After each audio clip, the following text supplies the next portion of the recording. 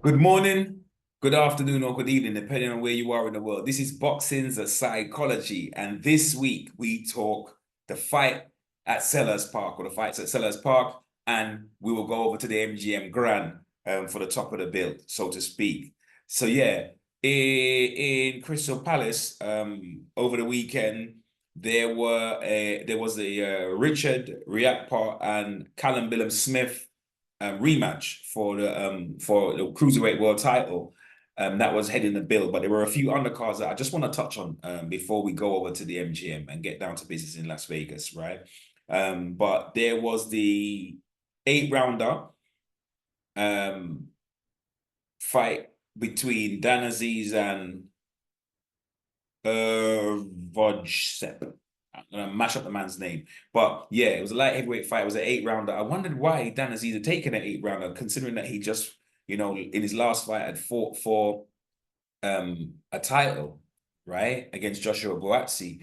A full 12 round fight. I was wondering why he was fighting an eight rounder of all things, or not even a 10, because it was like he looked like he had a difficult start of warming up into the fight, and he wasn't really his coach, Buddy McGirt, really had to bellow at him and shout at him to, really try and get through to him that, listen, this, he didn't say this is an eight round, but it's almost like he was saying, you ain't got no time for the long game. You need to get down to business. Um, Dan Aziz, I respect him taking a tough opponent because of his age. He's about 34, and so maybe he doesn't think he's got time to muck about. After a loss, does he have the time to, fight a few powder puffs that he can knock over to build his confidence and then get back on the horse, so to speak. So maybe that's why he took a tough opponent. But one of the things I noticed is that he was getting hit a lot. He was taking a lot of right hands, and so it was a tough fight. He bit down and he dug it out and gave it his all, but considering this, I mean, all things are relative. I'm not familiar with his fighter, but I believe that he's battle tested from what they're saying on the circuit, and he really created some problems. But yeah, Danazi bit down, buckled down, and it was scored a draw. So it was a decent fight though. It was active. It was an active fight. Then there was another light heavyweight fight for a title, kind of international title, IBF international title or something like that. Gets you, I think, into the top 15 rankings. And there was this guy, Ben Whitaker, former GB boxer for the England amateur team, against a guy called Ezra Aranyenka. And I think Ezra, to his credit, got the fight, not because he's ranked and highly touted. He was unbeaten himself, but basically invaded Ben Whitaker's press conference some months ago and, basically challenged him and kind of got in his face and pushed a few buttons. And so it looks like the fight came off of the back of that. And he basically shot from early on. He looked like he had maybe a little bit of a game plan, but Ben Whitaker being very nimble, very agile, especially for somebody of a light heavyweight weight class. He's got a lot of moves, good hand speed, quite reflex driven. And so he cruised to a shutout, like I think it was a 10 rounder, and it was the fight went the distance, but I think he won every round of the fight. I think the biggest things of interest is that he got elbowed in the face at one point and he got headbutted at another time. Which I don't feel sorry for him, in the sense of, one, boxing's a rough sport, but I think his style is showboating and taunting fighters and things of that nature. So, you know, those kind of things will happen because you actually push someone. You can't really like pull a lion's tail, and then when the lion turns around to bite, you kind of be shocked. So to be fair, he didn't make a meal of it. He took it and cracked on with his trade. I think that a lot of the showboating has created excitement. He's got over 2 million followers on social media. But that doesn't win you fights, doesn't win you titles. I think it's good. It's, causing a bit of stir, it's a bit of controversy. So in one sense, it's good because, boxing is part of popular culture and people need something to talk about. The journalists, the broadcast journalists need something to talk about. The people at the written press need something to write about, right? To fill spaces. I remember hearing a journalist say that one time that Muhammad Ali was wonderful, and one of the many things for is because people have jobs that are related to sports and entertainment, and they want something to write about, not just the mundane. So there's a break from the mundane with Ben Whitaker. So for that point, from that perspective, it's good. However, from my point of view, as a hardcore fight fan, there's an element of me that says, yeah, it's all good and well doing it against these untested nobodies, but that's stuff, that whole showboating and all the flash stuff doesn't really mean much until two things. One, if you're not taking these guys out, so it shows like you're not really outclassing them, you start to go the distance, you don't know how to get them out of there. That doesn't bode well down the road, right? For you when you step up in class, because it means that you don't punch hard enough, you ain't really got a punch, and you don't know the ways of breaking down a man, whether mentally or tactically to get him to quit on his stool, for example, like to make him know he's thoroughly outclassed. So it makes you think, what's he going to be like when he starts to step up in class and fight some of the real fighters? But yeah, full credit to the kid in another sense, because he's doing his thing and he's out there, and yeah, he's definitely talented. But yeah, we'll have to see. It's going to be a watch and see. It's going to be interesting, no doubt, to use a cliche. Then there was Isaac Chamberlain versus Jack Massey, cruiserweight title fight. Decent fight. Very hard fought fight. Isaac Chamberlain, quite talented, and looks like, from a boxing point of view, that if he puts them together a bit more, and slides out, that he could win rounds without being so physical. Like he could use a bit more technique and a bit more tactics, but as opposed to being a puncher, he does get his hands dirty for somebody without a big punch, or a phenomenal engine. He does kind of like get stuck in, and so yeah, he lost a very hotly contested fight, but yeah, it was a fair decision. Jack Massey took the decision. And then topping the bill at Selhurst Park was Chris Williams-Smith and Richard Riakporhe. It was a rematch. Richard Riakporhe actually beat Williams-Smith 5 years ago. I didn't realize that. I just watched the first fight. I didn't realize it was 5 years ago that they fought. I actually, and in that time, Chris Williams-Smith had won himself a world title, so he was a champion. And I hadn't realized it was that long, but I made an assumption. They fought 5 years ago, so they were going to be a lot better, because, to be honest with you, from an entertainment point of view, the first fight was very uninteresting, right? And there was a few big punches that Richard Riakporhe landed in, or had a few big rallies, right? Wobbled Chris Williams-Smith, in their first fight. So it made me think, oh, okay, now they're more seasoned. 5 years later, they'll put on a better show, right? Just from an entertainment point of view, and also from like a kind of technical point of view. But to be honest with you, credit to Chris Williams-Smith, because he was able to win the fight and get the decision, keep his title. But the fight was, to watch, it was awful. It was awful entertainment-wise. It was, and that was topping the bill. It wasn't an entertaining fight. And it just looked like Chris Williams-Smith, he fought ugly. There was a lot of clinching, a lot of holding, but he put a few punches together and looked like he had an irky-jerky groove of some sort where it was working for him. Richard Riakporhe landed some really stiff jabs and looked like, he found the key, but then he's just stopped jabbing and just got into this clinch for us. If he throw a right hand and miss, he immediately fell into a clinch and just kept, holding the guy's hand. And so it literally was, that was a fight. If you haven't seen it, that was a fight in summary, right? So yeah, I don't know where he goes from there, Richard Riakporhe, but yeah, he just, again, is the kind of person that looks as a talent. He's a knockout specialist. He's got a hard punch, but super stiff, not relaxed, not fluid.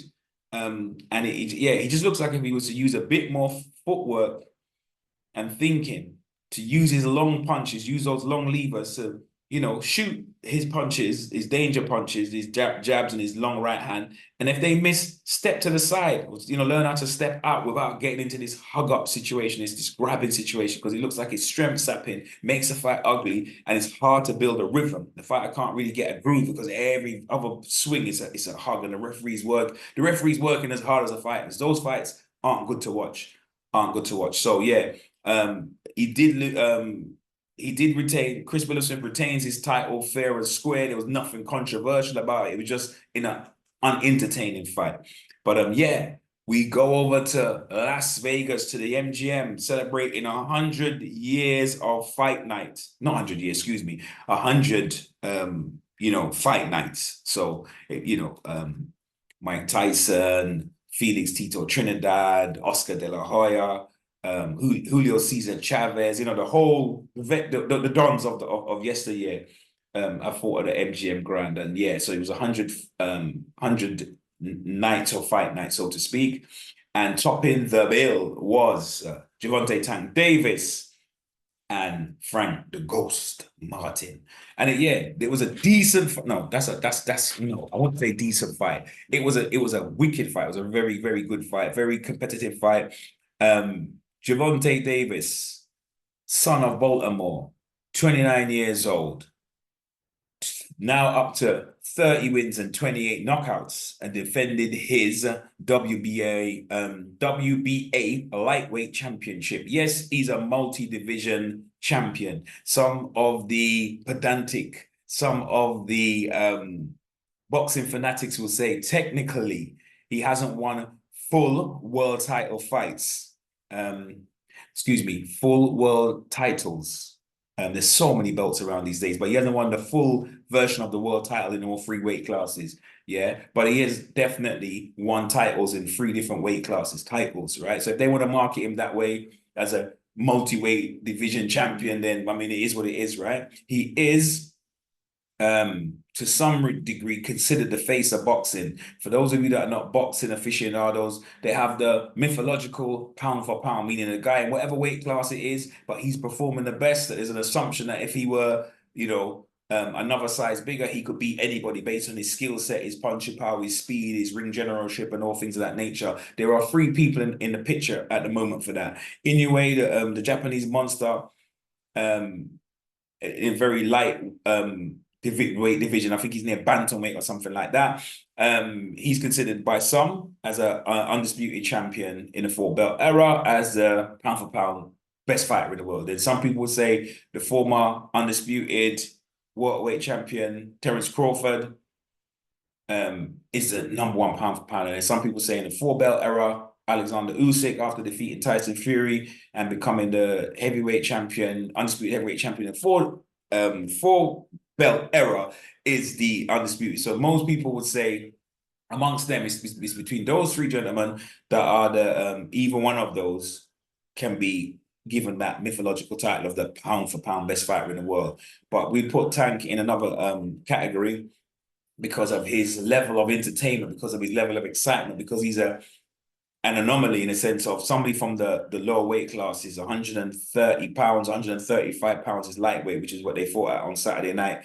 Having a 93% knockout ratio and having that, ended many fights with just a one punch finish. It reminds us of Mike Tyson.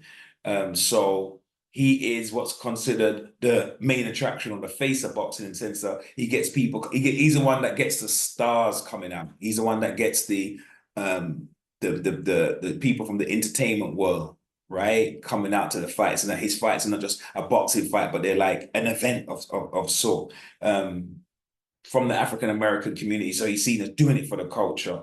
And like I said, this is boxing's psychology, and we're going to touch on a little bit of the psychology in the build up to the fight.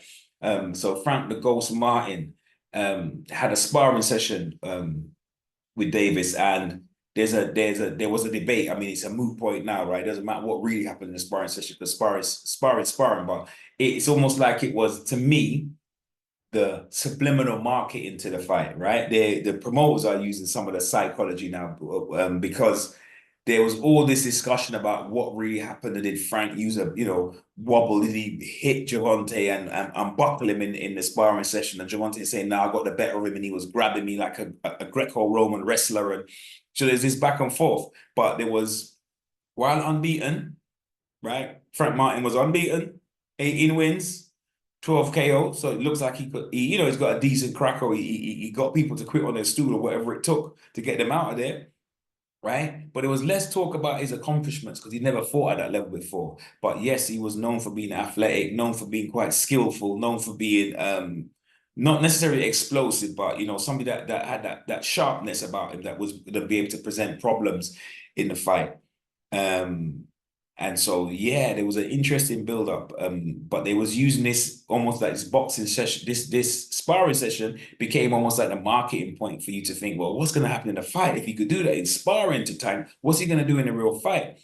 Um, and Tank had some personal problems and been out of the ring for 14 months, right? So there's a possibility of ring rust. And I personally do think, watching the fight closely, that there did look like some signs of ring rust. And that's not necessarily a criticism, it's just an observation. He looked like he was, as he was stepping the pace up in the second half of the fight, he just looked like he was breathing a little bit heavy. And there's something about what they call active, being active as in like fighting, that fighters, I don't know if it's a muscle memory or what it is, or just something to do with the conditioning, but it's like if a fighter's been out for a certain period of time, don't matter how much they train and prepare for that fight, they seem to look more tired than the fighter who has fought more recently. Even if it's a nonsense fight, but it's something about preparing for that camp. Boxing is like a routine and it's like a ritual. It's a very mental and spiritual thing. And so it's all about the routine and the preparation and the ring walk and the weigh-in and all these different things that fighters do.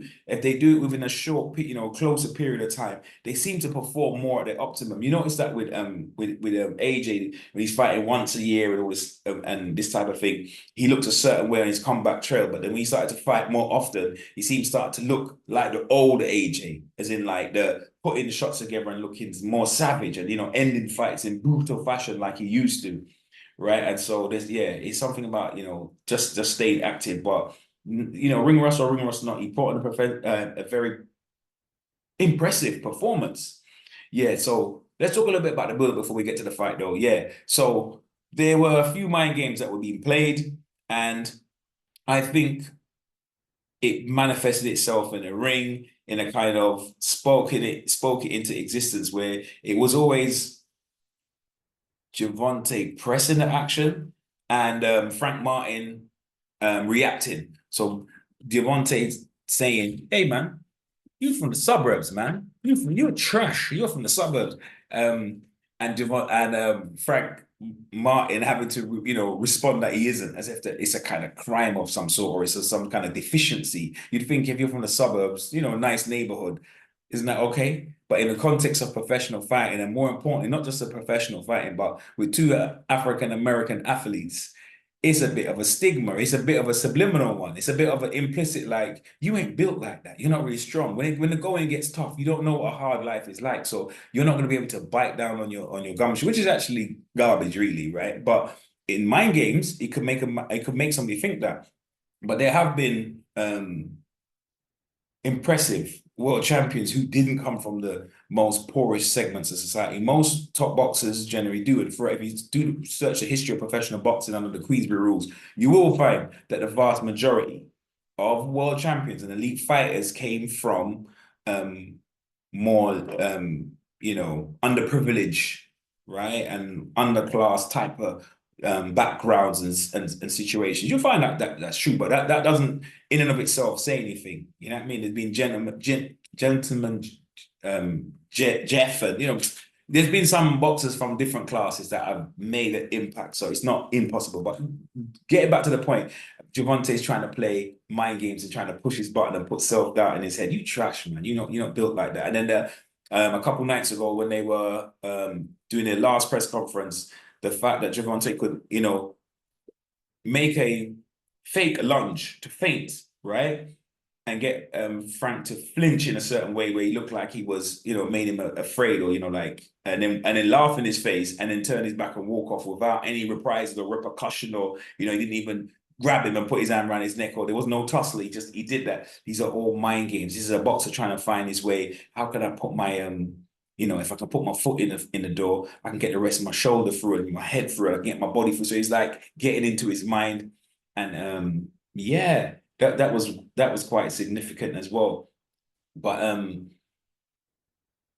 and you saw that play out in a fight where Gervonta came out early, and although people say that he's known for being a slow starter, and he usually moves side to side and use more reflexes and head movement, and while he's just checking out a fighter's rhythm before he starts to turn it up.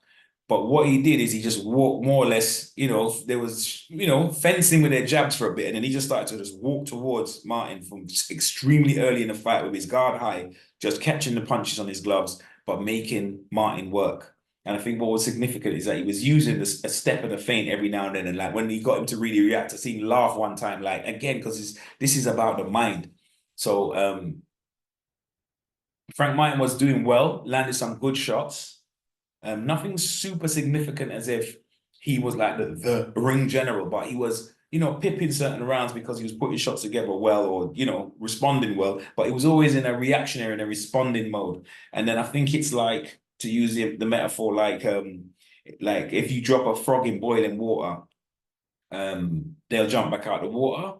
And I think that Gervonta Tank Davis with his knockout style is very unusual, not just because of the high percentage in terms of his knockout ratio, not just the fact that he's a small guy, but he has that one punch, which is more kind of considered with a higher weight class. It's more common amongst the higher weight classes, but he's not somebody that swings for the rafters and is overly aggressive, like out and out. He disguises his aggression and explodes, like out of the blue, or feints people into making mistakes, and then lands his kind of like a killer punch, like lands his knockout punches, so to speak. So yeah, he had Frank reacting, and the water was cool, and he put the fire on, and he got warmer and warmer and warmer and warmer. And before Frank really knew he was getting cooked, caught him in a corner after his coach, Frank Martin's coach, had said, Derek James had said, you need to stay, yeah, good, you're doing good, this, that, the other, jab and move and whatever and whatnot, and tie him up and start turning him. All these technical talk, but he kept saying, stay off the rope, though. His body language was like, but stay off the rope. Obviously, Frank is moving a lot, and that 1 minute break isn't enough. Fighters like to take a little tea break when they can get a clinch, whether they can lay on the rope and let a man fire certain punches and they just slide in on the punches just to let the man waste some of his energy while they're kind of catching the rest. There's these little things that fighters like to do. Frank was moving a lot, using up a gas. He knows it. He's going to know how tight he's supposed to be over a 12-round fight. So he's aware I'm using too much energy. So let me try and like lay on the rope a little bit and try and rope-a-dope it out a little bit. Wrong man to do it against. Gervonta turned two southpaw left hands over the top, and Frank was caught, looked like he was really caught between the ropes to a certain degree. But instead of smothering his work, Gervonta steps back, shows him the southpaw right hook, and comes up as Martin is ducking. Comes up with a left uppercut. Sweet shot. The guy's sleeping with his eyes open, standing up, and then he comes over the top with the southpaw left hand, crack, and he hits his head on the canvas, and he's out for the full count of. He doesn't make the full count of 10. His eyes aren't closed, but he's not going to beat that count. He's not going to get to his knees. He's not going to get off of his back for the count of 10. So yeah, he was counted out, and it was a very, very impressive performance, and it looks like being out the ring for that period of time and having to go to jail because he had breached the conditions of his house arrest for stuff, but legal issues that had gone on in his private life. But it looks like he spent that time inside and used it to introspect, till he's become a better family man. He's helped him become more of a dedicated athlete. By that difficult life experience, he also embraced Islam in December 2023.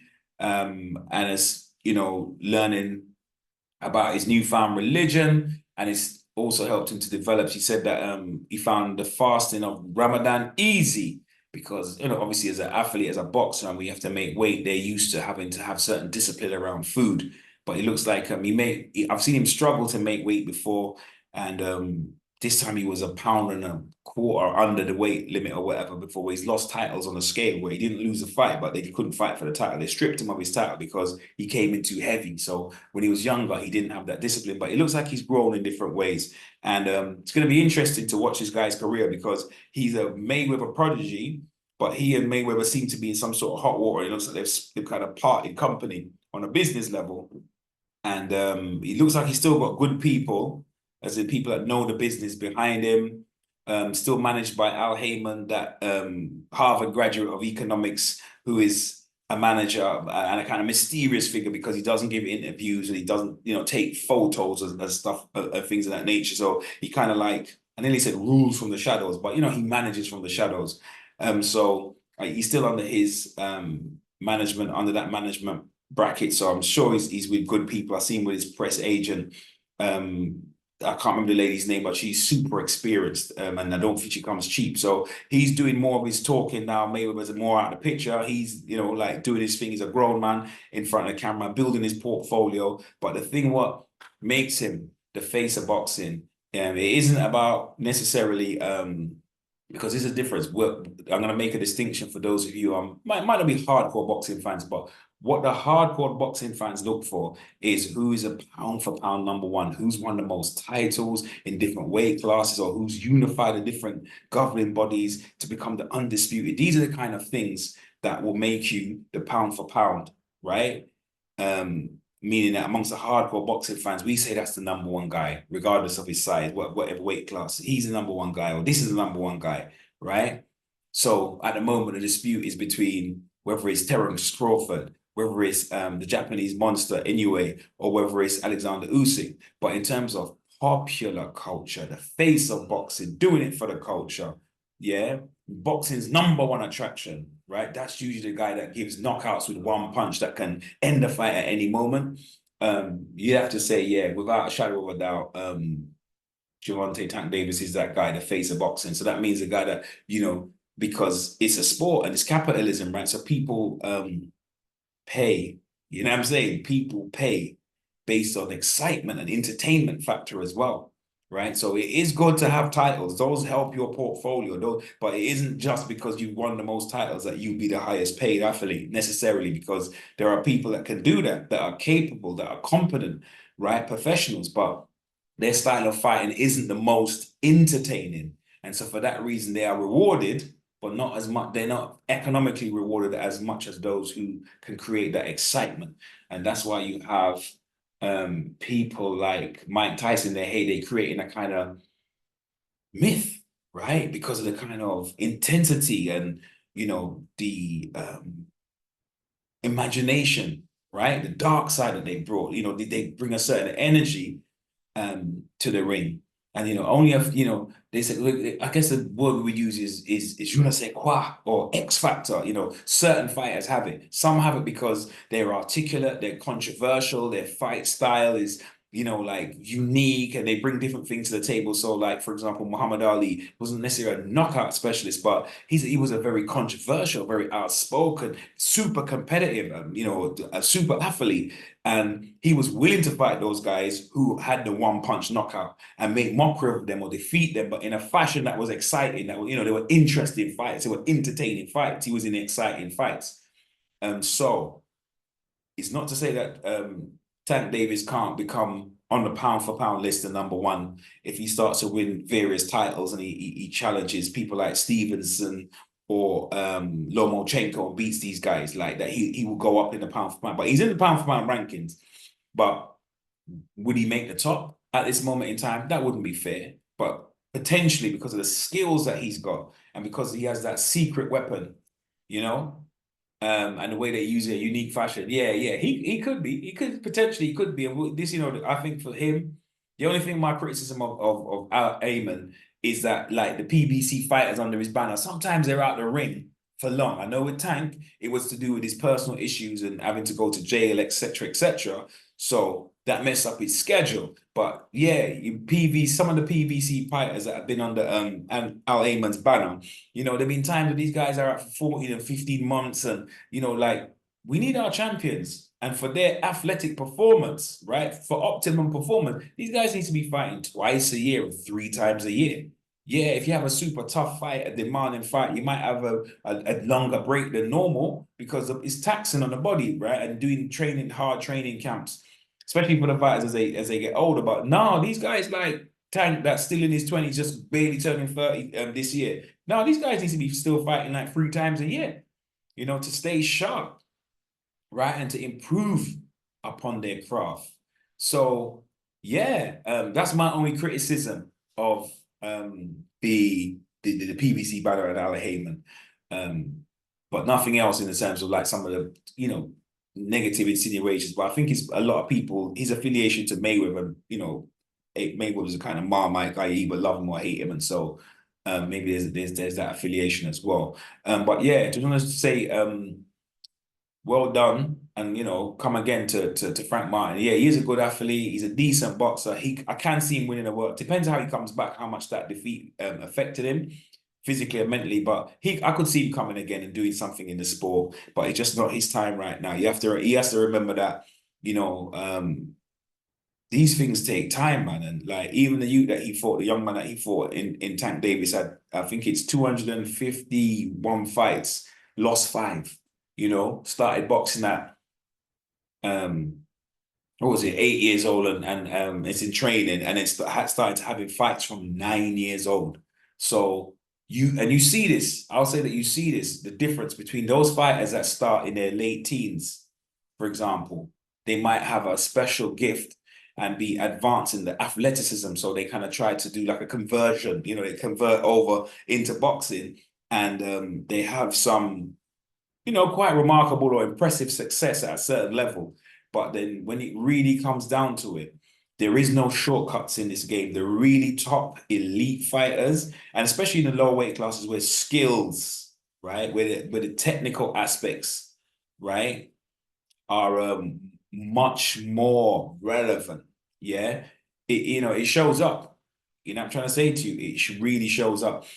And I think that where you can fast track people and get them into elite boxing is usually the heavier guys, usually the bigger guys. You know, something like Deontay Wilder, right? Who, you know, unfortunately, his career is kind of like phasing out now. He used to be a really exciting fighter, but he didn't really have the technical skills, but because he had that big punch, right? He closed the gap on a lot of people that had like a lot of boxing. You know, he's quite athletic guy, quite fit guy, explosive, and he had that hard one punch. He could close the gap on a lot of people, you know, that had more of a solid boxing background. But you see it throughout. I'm telling you, when you watch boxing, it's the professional ranks is different from the amateur ranks, but you notice those guys that have like 200 fights and 100 fights and 150 fights in the amateurs, right? There's a difference when they meet up with guys who, you know, they might have had 20 amateur fights and turn professional. Like a handful, you know, that's a handful, right? And they turn professional and they both meet up, but they can draw on that, they can draw on that muscle memory. They can draw on that. I remember seeing a fight, I mentioned this before we close out. I remember seeing a fight between is it Arthur Beterbiev and Anthony Yarde? Anthony Yarde's the British light heavyweight. And he put in a really stellar performance, right? He got in a little bit in stops, but he put a really stellar performance against Beterbiev. And Beterbiev was like a top class, you know, the Olympic, you know, them guys that fought in the Olympics more than once, or, you know, like fought for their country and had, you know, hundreds of amateur bouts and stuff, and decorated titles. I think he even beat Alexander Usyk in the amateurs. Yeah. He was fighting against Yarde, coming on strong, hurt Yarde. Yarde had to suck it up, bite on his gum shield. But there was a couple times in the fight where, well, one in particular time where Anthony Yarde buckled Beterbiev, but you can see Beterbiev was able to hold his shape, to fake and feint and not really lose it or panic. He just looked like he's getting hurt. He's on the back foot. He's under pressure, but he just looked seasoned to stall Yarde out, and the moment had gone. You know what I mean? And he didn't have to do anything panicky when he was hurt, like, you know, grab or look desperate, you know, like start to run and move around and bring excessively. He just held his space and, you know, feint, but the work rate cut down, and you could see, you're watching closely, this guy the punches shook him, but he was able to, you know, bamboozle and think his way through it. And I think this is what these guys have, this boxing IQ that they get from studying or, you know, practicing boxing from such a young age and for so many fights, that they're able to hold their shape and figure things out. So yeah, the goals can come again, but we'd have to say that on Saturday, the 15th of June, in the 8th round, Gervonta Tank Davis was the Duppy conqueror. Remember to like, to share, subscribe. Until next time, peace.